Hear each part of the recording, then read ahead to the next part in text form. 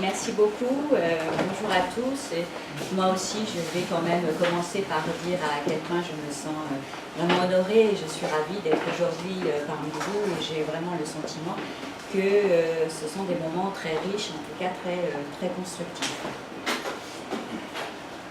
Quand je passe dans mes anciennes rédactions, je suis heureux de voir travailler mes collègues, de les voir faire le journal, et je suis un peu frustrée de ne plus être parmi eux.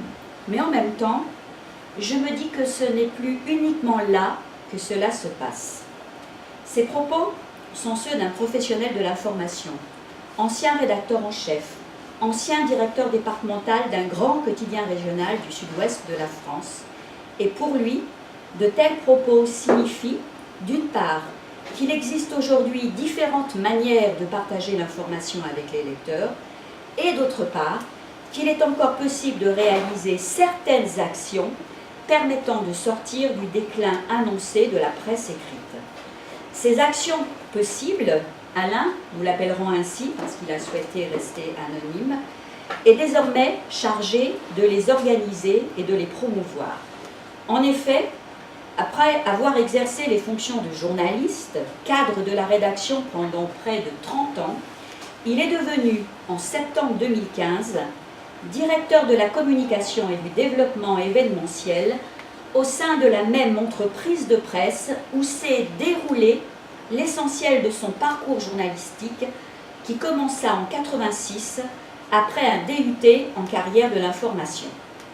Cette situation professionnelle est quand même assez peu courante, en France du moins. Elle peut s'analyser comme un signe de rupture, d'autant plus que dans les rédactions traditionnelles, comme cela s'observe encore dans la famille de la presse quotidienne régionale française, les fonctions de communication, d'une manière générale, souffrent toujours d'un procès en illégitimité, même si désormais, pour des raisons économiques notamment, les pratiques rédactionnelles tendent à s'hybrider de plus en plus vers des logiques plus communicationnelles. Notre intérêt s'est donc focalisé sur ce parcours quelque peu atypique, parcours professionnel quelque peu atypique, parce que je passe énormément de temps au sein de ce quotidien régional et j'avais observé des attitudes assez réservées de la part des rédacteurs. Donc du coup, ça m'a renvoyé vers ce professionnel avec un questionnement principal. Est-ce qu'il était obligé de développer des stratégies d'adaptation pour vraiment appréhender au mieux sa nouvelle mission au sein du journal qu'il a connu comme journaliste pendant très longtemps. J'avais un autre intérêt à se focus sur ce parcours, c'est que moi je travaille énormément sur la presse quotidienne régionale en France, et dans ma discipline, dans nos disciplines, en tout cas en France, les travaux sur la presse quotidienne régionale sont quelque peu dévalorisés. Ça paraît beaucoup moins noble que de travailler sur Le Monde ou Mediapart ou la presse numérique. Travailler sur la PQR, c'est quand même faire de la recherche par la petite porte. Et moi, j'aime bien les petites portes. Par ailleurs, la presse quotidienne régionale en France, ce n'est pas du tout un sous-secteur. En France, c'est plus de 60 quotidiens. C'est une force de frappe assez importante du point de vue médiatique. Le quotidien au sein duquel exerce notre objet d'étude est l'un des titres les plus anciens de cette famille. C'est un quotidien qui est en quasi-monopole sur son territoire et en termes d'audience, plus de 290 000 exemplaires par jour. Il est le deuxième quotidien régional français. C'est 981 salariés, presque 300 journalistes, 16 éditions, une édition dominicale, 7 départements.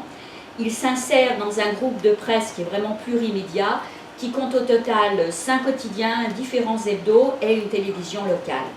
C'est un quotidien aussi qui a misé très vite sur une stratégie de marque et de diversification de ses activités pour faire face, entre autres, à la baisse de ses rentrées publicitaires et maintenir le lien avec ses lecteurs. Ce n'est donc pas vraiment un hasard si la direction du titre, pour exercer de telles fonctions communicationnelles, a fait appel à un rédacteur confirmé, bénéficiant d'une légitimité réelle, d'une légitimité journalistique et d'une grande connaissance du terrain. Je fais une petite parenthèse pour expliquer que ce professionnel, quand il était rédacteur en chef d'un autre titre de ce groupe, entre 2007 et 2010, il a obtenu 2 années consécutives 2 étoiles à l'OJD. L'OJD, c'est un organisme français de certification des audiences, 2 prix qui récompensent les meilleures progressions de diffusion. Donc ce qui montre que c'est un professionnel qui a une certaine légitimité journalistique. Confier la direction de la communication à un journaliste aussi expérimenté et impliqué peut s'analyser, du moins est-ce notre perception, comme un élément qui se veut rassurant pour une rédaction globalement peu convaincue et méfiante vis-à-vis des opérations touchant plus au marketing rédactionnel qu'à la production de contenus éditoriaux à proprement parler. Même si aujourd'hui le fonctionnement des médias et des rédactions se situe toujours au sein de différentes logiques et si les journalistes ne considèrent plus comme dégradant de promouvoir l'offre éditoriale. Cependant, et c'est en grande partie ce qui ressort de notre enquête de terrain et du point de vue méthodologique, j'ai passé énormément de temps avec ce professionnel dans son service, je l'ai suivi sur plusieurs mois, j'ai suivi les activités du service communication, j'ai mené un certain nombre d'entretiens semi-directifs du directeur, des gens de son service et aussi des journalistes. Ce qui ressort donc de ce travail, c'est que quand même, pour ce professionnel, ce changement de métier s'apparente à une sorte de traversée du miroir, imposant la recherche d'un statut et des enjeux de posture et d'ajustement assez réguliers. Alors, l'hybridité de cette situation, Alain, il en est conscient. Et d'ailleurs, il explique, je cite, « Je n'ai pas hésité quand on m'a proposé le poste. J'avais déjà expérimenté la gestion de projet, la gestion de budget, l'autonomie, la mise en place d'opérations spéciales destinées à développer la puissance de la marque quand j'étais responsable de rédaction et directeur départemental, et cela me plaisait. Je suis vraiment motivée par cette politique de diversification, désormais nécessaire pour un titre comme le nôtre, mais je dois aussi gérer la communication globale du journal. Je n'aime pas ce titre du directeur de la communication.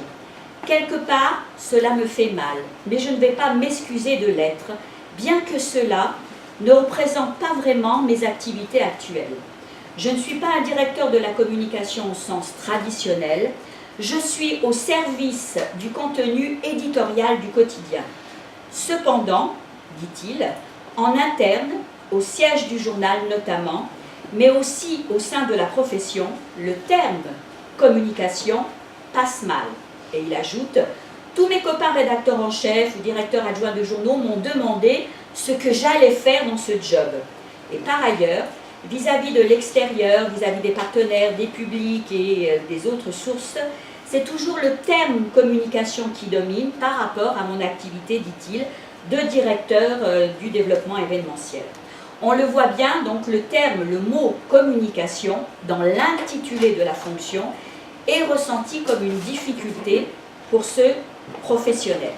Et il ajoute, j'ai ainsi découvert, bien avant de savoir ce que j'allais faire exactement, comment ma fonction, ainsi nommée, dérangeait, du moins créait un débat dans la corporation. Effectivement, il faut savoir que quand il a été nommé, eh bien, il y a eu les syndicats de journalistes qui ont fait des tracts et qui se sont opposés, qui ont posé des questions parce que suspicion de conflit d'intérêts, questions déontologiques en France, c'était, et dans une rédaction régionale, ça c'est quand même, c'est toujours très très mal perçu. En fait, ce que dit Alain, et je le cite, je pense que les rédacteurs redoutaient aussi pour leur propre fonction, craignant qu'on leur impose de faire autrement leur travail.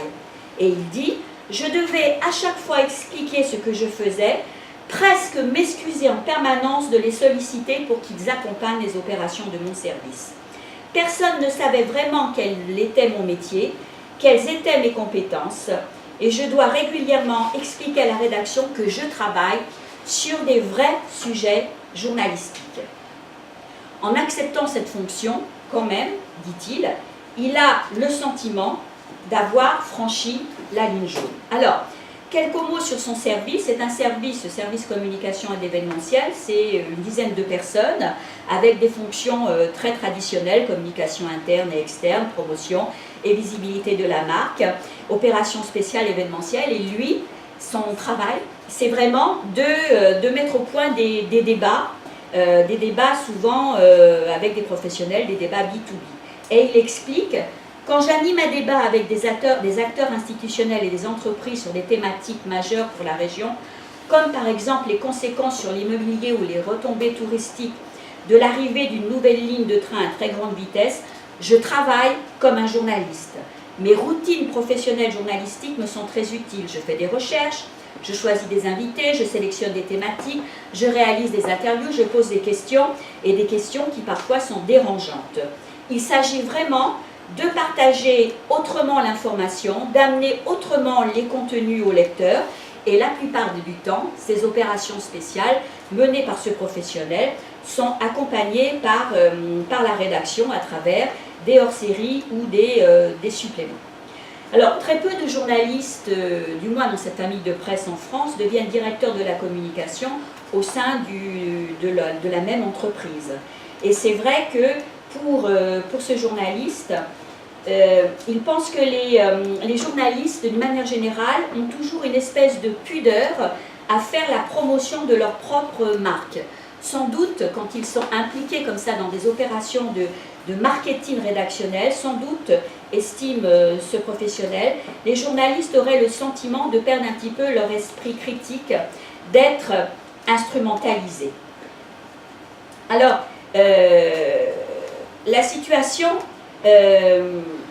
atypique de ce journaliste devenu communicant pose la question de son identité au travail, d'autant plus que l'identité au travail passe par différents éléments tels que le poste occupé, l'intitulé, l'appartenance à un groupe, le rôle, la place de l'équipe, la reconnaissance perçue et le statut professionnel se construit souvent par la comparaison avec les autres membres de l'équipe. Notre travail empirique, je n'ai pas le temps de le développer ici, montre d'une manière générale qu'en fait c'est l'ensemble du service communication qui souffre d'un manque de reconnaissance. Pour les autres membres du service communication, dans une rédaction traditionnelle, on comprend bien ce que fait le service publicité, mais le service communication, tout ça, ça reste un petit peu flou. Alors, l'exemple de ce directeur de la communication, selon nous, au-delà de la simple redéfinition de son statut et de son rôle au sein de ce quotidien, questionne et illustre aussi les difficultés de la presse écrite traditionnelle, contrainte aujourd'hui de se réinventer en permanence. Il interroge aussi le rôle et les missions du journaliste, mission bouleversée par différentes temporalités, imposées par l'émergence des médias mobiles, des nouvelles pratiques des usagers, la montée en puissance des logiques marketing au sein des rédactions. Par ailleurs, les contenus sur le web et les réseaux sociaux, et ça c'est un vrai changement de paradigme, circulent la plupart du temps sans la visibilité des marques, ce qui impose justement aux entreprises de presse de développer une logique de marque et de développer d'autres activités au-delà que les contenus et donc des activités de débat telles que le fait ce journal-là. Alors sans doute est-il nécessaire désormais pour de tels supports d'aller au-delà que les contenus à proprement parler et de partager autre chose que l'information. C'est ainsi que, en tout cas, que ce directeur de la communication et du développement événementiel appréhende sa mission. À ses yeux, cela ne semble pas vraiment apparaître ni dans son statut, ni dans sa fonction ainsi intitulée. Et juste pour conclure, je dirais qu'à maintes reprises, pour dire à quel point ce titre de directeur de la communication lui pose un souci, à maintes reprises il a demandé à sa direction d'être nommé rédacteur en chef chargé de l'événementiel, parce que rien que ce changement d'intitulé lui redonnerait une autre légitimité, ce que jusqu'à présent sa direction a toujours refusé. Voilà, je vous remercie. Merci.